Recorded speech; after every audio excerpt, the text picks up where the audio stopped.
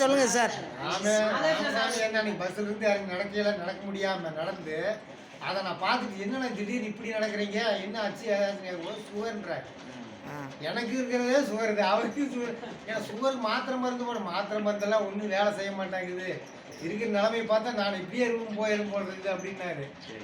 அதே ஒரு மாசம் கழிச்சு நான் பாக்குறாருன்னா வாட்ச்மேன் வேலைக்கு போறேன்றாரு. எப்படி நான் வாட்ச்மேன் வேலைக்குன்னா ஒரு சத்து பவுடர் ஒன்று இருக்குதப்பா இங்க மிஸ்டர் மிராக்கிள் வாங்கி சாப்பிட்டு பாருங்க அப்படின்னு அவர் காட்டினாரு. இந்த பருந்து தான் காட்டினாரு, இதை வாங்கி சாப்பிட்டு பாருங்க, நீ சாப்பிட்டு ஒரு மாசத்துக்குள்ளே உனக்கு அது இது எப்படிங்கிறது தெரிஞ்சு போகுது அப்படின்னாரு. அதை பார்த்ததுக்கு அப்புறம் தான் உங்களுக்கு மறுபடியும் கூப்பிட்டு ஃபோன் நம்பர்லாம் வாங்கி பதிச்சு வச்சேன். ஆமா, பதிச்சு வச்சுட்டு அது நமக்கு டைம் கிடைக்கல, அதுக்கு உண்டான இதுவும் சோர்ஸ் நம்மளுக்கு வரல. அப்போ திடீர்னு இன்னைக்கு வந்து கோயிலில் பார்த்ததுக்கு அப்புறம் உங்களுக்கு இப்போ வந்திருக்கேன் நான் வாங்கிட்டு போய் இதை நம்ம சாப்பிட்டு பார்த்துருவோம் அப்படின்னு. இதை சாப்பிட்டாச்சுன்னா மாத்திரை வந்து எதுவுமே கசாயம் கூட எல்லாத்தையும் ஒதுக்கிட்டு ஆரோக்கியமாயிட்டா நமக்கு அதுவே முக்கியம் தான் மெயின்.